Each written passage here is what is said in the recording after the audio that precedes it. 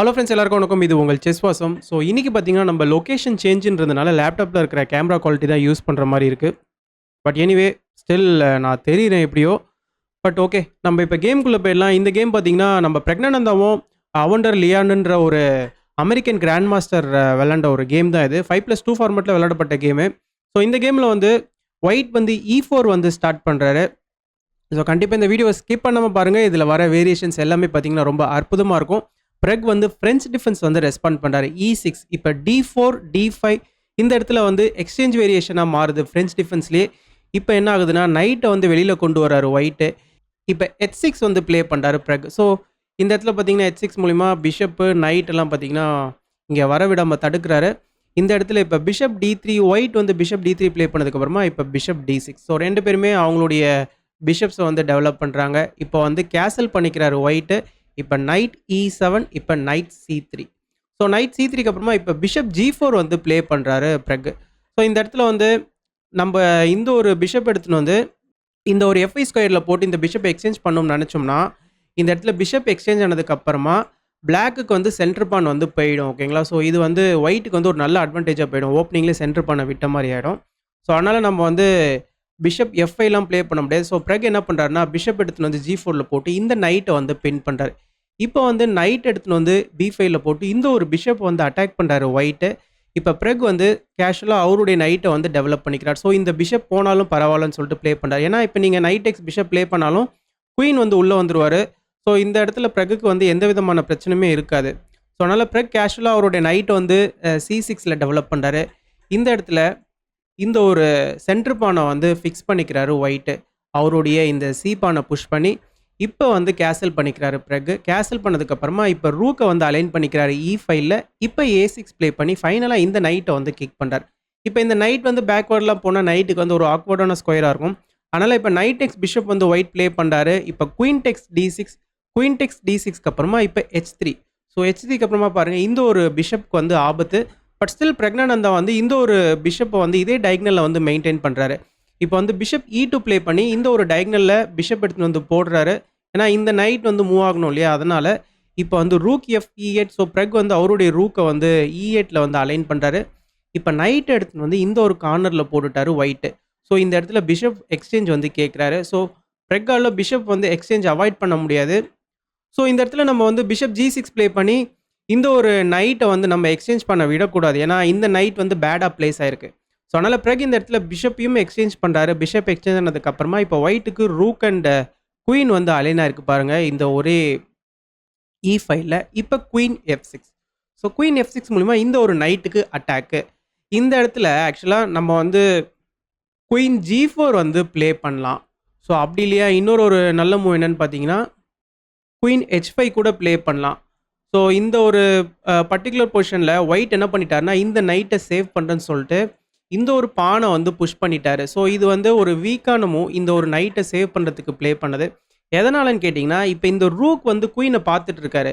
இப்போ பிரக்னானந்தாக்கு ஒரு சூப்பரான மூவ் இருக்குது. அவருடைய நைட் எடுத்துன்னு வந்து F5ல் போட்டுட்டாரு. ஸோ இதை கரெக்டாக ஸ்பாட் பண்ணிட்டாரு. இந்த இடத்துல இப்போ குயின் வந்து அட்டாக்ல இருக்குது. ஸோ இந்த நைட் வந்து அட்டாக்ல இருக்குது. இந்த நைட் எக்ஸ்சேஞ்ச் ஆச்சுன்னா இப்போ கிங்கோடைய இந்த ஒரு G5 வந்து ஓப்பன் ஆகிடும். இந்த பான் வந்து இங்கே டபுள் ஆகிடும். ஸோ இந்த குயினை நீங்கள் காப்பாற்றணும்னு நினச்சிட்டு சப்போஸ் குயின் எடுத்துன்னு வந்து இந்த D2 ஸ்கொயரில் போகிறீங்கன்னு வச்சுக்கோங்களேன். D2வில் போட்டால் தான் இந்த ரூக்குக்கும் உங்களால் சப்போர்ட்டும் பண்ண முடியும். இந்த மாதிரி நீங்கள் ப்ளே பண்ணிங்கன்னா நைட் எக்ஸ் H4 பான் டெக்ஸ் நைட்டு.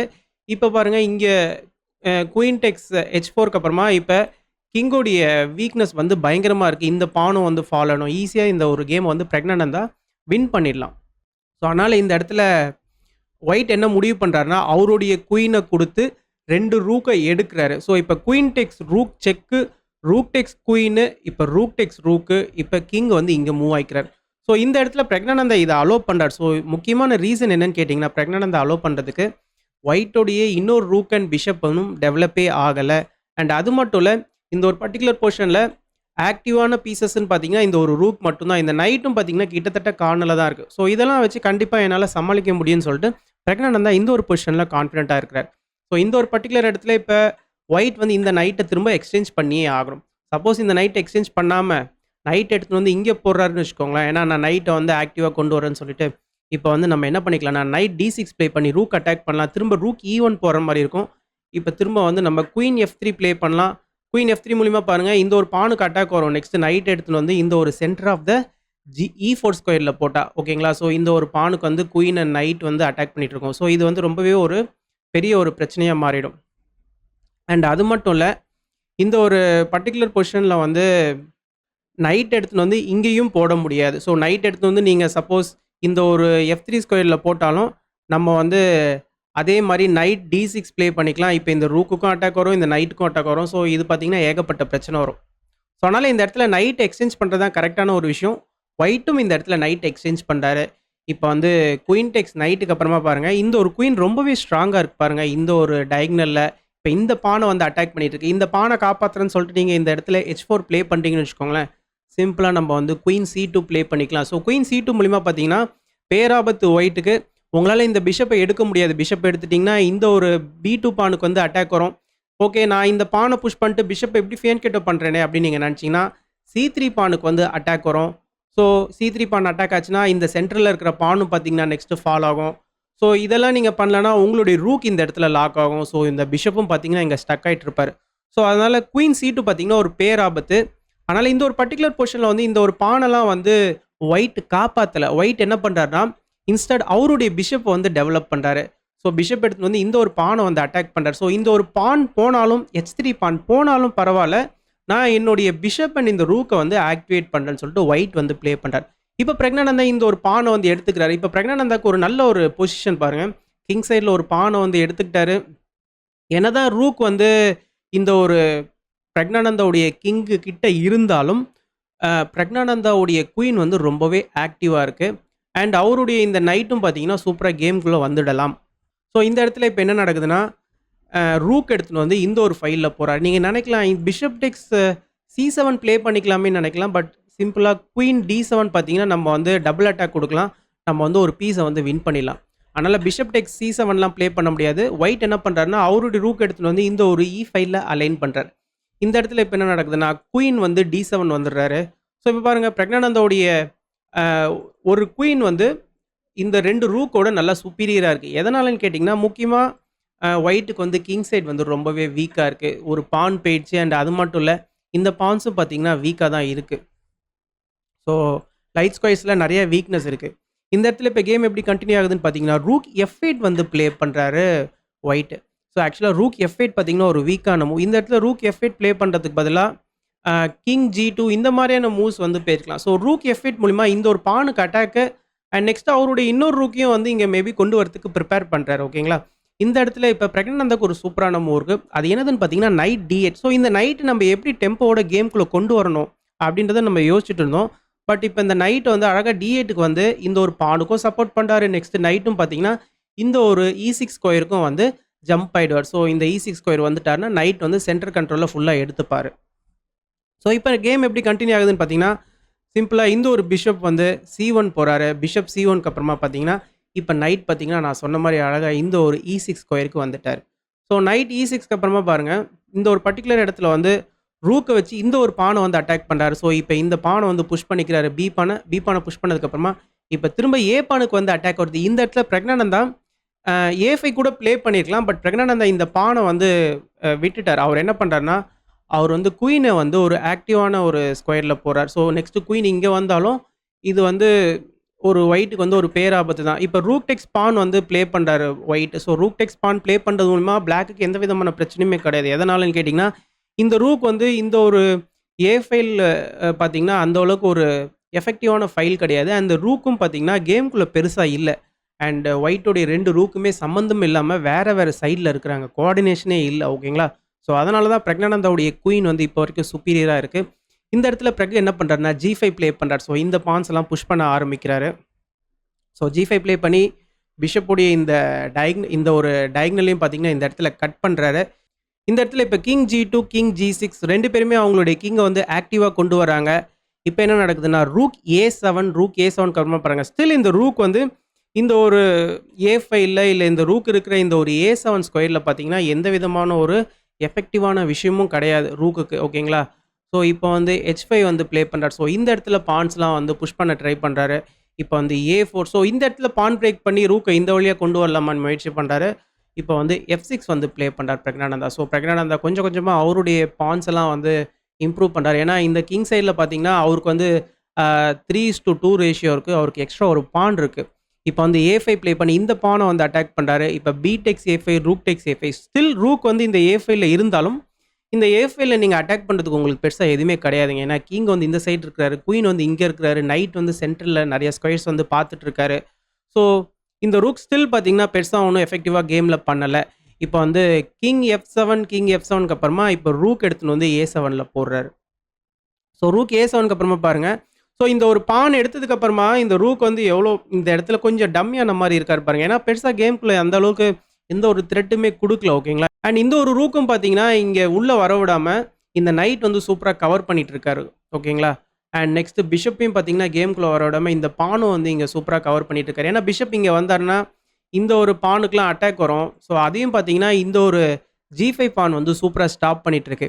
இப்போ வந்து குயின் C4 வந்து ப்ளே பண்ணார். ஸோ ஃபைனலா குயின் C4 மூலமா இந்த ஒரு டயகனல் நல்லா இருக்கு. பட் ஸ்டில் இங்க ரூக்லாம் இருக்கிறாங்க.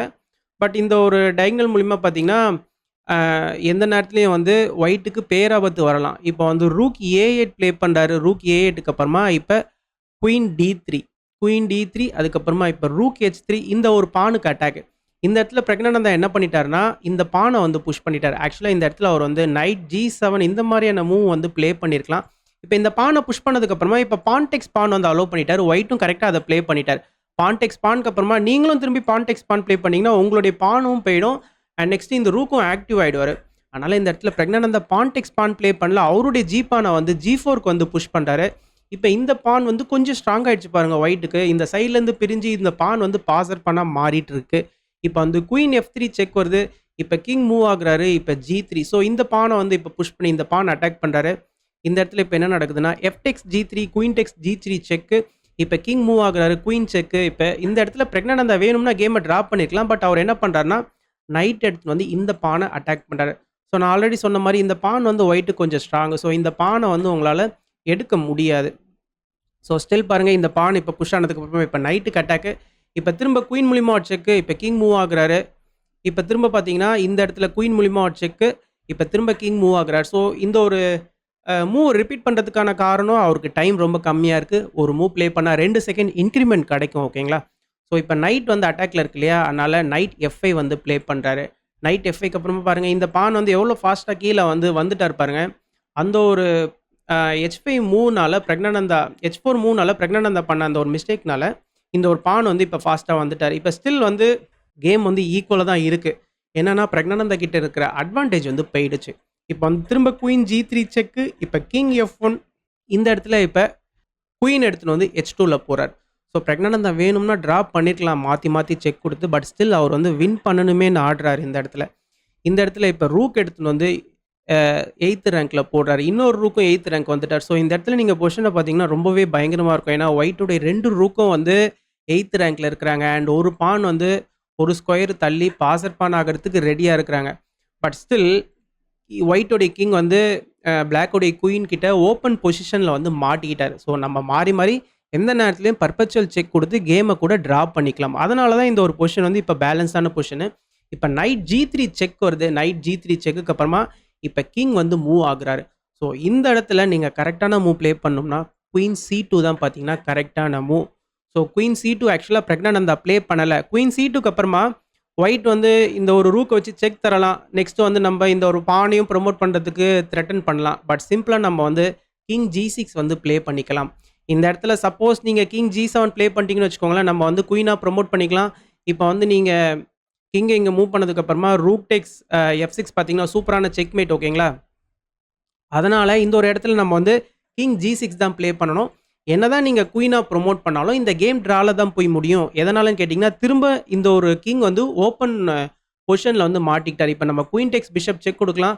இப்ப நீங்க கிங்க இங்க மூவ் பண்ணதுக்கு அப்புறமா குயின் F1 செக் குடுக்கலாம். இந்த நைட்ட நீங்க எடுத்தாலும் நம்ம வந்து குயின் மூலமா மாறி மாறி செக் குடுத்து இந்த கேம வந்து டிரா பண்ணிக்கலாம். இங்க செக் குடுத்ததுக்கு அப்புறமா கிங்கால இங்க வர முடியாது. இங்க பான் வந்து சூப்பரா கவர் பண்ணிட்டு இருக்காரு. ஸோ அதனால மாறி மாறி ஒரு பர்பச்சுவல் செக்ல வந்து மாட்டிப்பாரு ஓகேங்களா? ஸோ இங்க ஒரு முக்கியமான விஷயம் பிளாக்கோடைய கிங்குக்கு வந்து செக் இல்ல. அந்த ஒரு டெம்போவ யூஸ் பண்ணி நம்ம பெர்பச்சுவல் செக் குடுத்துக்கலாம். ஸோ இதுல இன்னொரு ஒரு இன்ட்ரஸ்டிங்கான விஷயம் என்னன்னா, நான் வந்து குயினா ப்ரமோட் பண்றதுக்கு பதிலா நைட்டா ப்ரமோட் பண்ணி செக் குடுக்குறேன்னா, இதுவும் ட்ரால தான் போய் முடியும். ஏன்னா கிங் H5 ப்ளே பண்ணிக்கலாம். இந்த இடத்துல ரூக் வர முடியாது. செக் கொடுக்க முடியாது. ஸோ ஆக மொத்தத்துல இந்த ஒரு இடத்துல குயின் C2 தான் பார்த்தீங்கன்னா கரெக்ட்டான மூவா இருந்திருக்கும். பட் பிரக்னானந்தா என்ன பண்ணிட்டாருன்னா, குயின் எடுத்துட்டு வந்து இங்க போட்டு ஒரு செக் குடுத்துட்டாரு. இப்ப கிங் வந்து இந்த வழியா எஸ்கேப் ஆயிடுவாரு. இந்த வழியா கிங் வந்து ஈஸியா எஸ்கேப் ஆயிடுவாரு. அதுக்கப்புறமா கிங்குக்கு எந்த விதமான செக்கும் இருக்காது. அண்ட் அவர்கிட்ட இந்த 2 ரூக்கு, நெக்ஸ்ட் இந்த ஒரு பாசர் பான வச்சு கேம ஃபினிஷ் பண்ணிடலாம் ஒயிட். ஸோ இப்ப நைட் மூலியமா ஒரு செக் வருது. இப்ப கிங் வந்து மூவ் ஆகுறாரு. கிங் மூவ் ஆனதுக்கப்புறமா இப்ப குயின் மூலியமா ஒரு செக் வருது. இப்ப கிங் இந்த வழியா பதுங்கிட்டாரு பாருங்க. இப்ப ஒயிட்டோட கிங்குக்கு எந்த விதமான செக்கும் கிடையாது. லேடர் மாரி அவருடைய பான் சூப்பரா பாதுகாத்துட்டு இருக்கு. இப்ப இந்த 2 ரூக்கு, அது மட்டும் இல்ல இந்த ஒரு பாசர் பானையும் பார்த்தீங்கன்னா, தடுக்கிறது ரொம்ப கஷ்டமான விஷயம். இப்ப ஃபைனலா குயின் எடுத்து வந்து D3ல போட்டதுக்கு அப்புறமா பிரக்னானந்தாக்கு டைமும் வந்து கிளாக்ல அவுட் ஆயிடுச்சு. ஸோ இந்த ஒரு கேம்ல வந்து பிரக்னானந்தா நல்லா வின் பண்ற மாரி வந்தாரு. பட் ஒரு ஒரு இடத்துல வந்து ஒரு சின்ன விஷயம் தவற விட்டதுனால, இந்த எச் பான் வந்து ரொம்பவே ஒரு ஸ்ட்ராங் ஆயிடுச்சு ஒயிட்டுக்கு. ஸோ அது மூலியமா ஒயிட் வந்து கிளாக்லயும் நெறைய டைம் பிரஷர் குடுத்தாரு. பிளஸ் பொசிஷன் வைஸ்லயும் பார்த்தீங்கன்னா, அவர் வந்து நல்லாவே ப்ளே பண்ணாருன்னு தான் சொல்லி ஆகணும். ஓகே. எனிவே பட் ஸ்டில் இந்த ஒரு பிளிட்ஸ பொறுத்தவரைக்குமே, இந்த ஒரு கேம் தான் பார்த்தீங்கன்னா, பிரெகுக்கு வந்து ஒரு பெரிய அப்செட்ன்னு நான் சொல்லுவேன். ஓகேங்களா? ஸோ இந்த கேம பத்தின கருத்துக்கள கமெண்ட் செக்ஷன்ல மென்ஷன் பண்ணுங்க. அண்ட் அத விட முக்கியமான விஷயம் நம்மளுடைய வீடியோவ நெறைய பேருக்கு ஷேர் பண்ணுங்க. நெறைய பேர் லைக் பண்ணுங்க. அப்பதான் YouTube நம்மளுடைய வீடியோவ நெறைய பேருக்கு கொண்டு போய் சேர்க்கும். Thank you.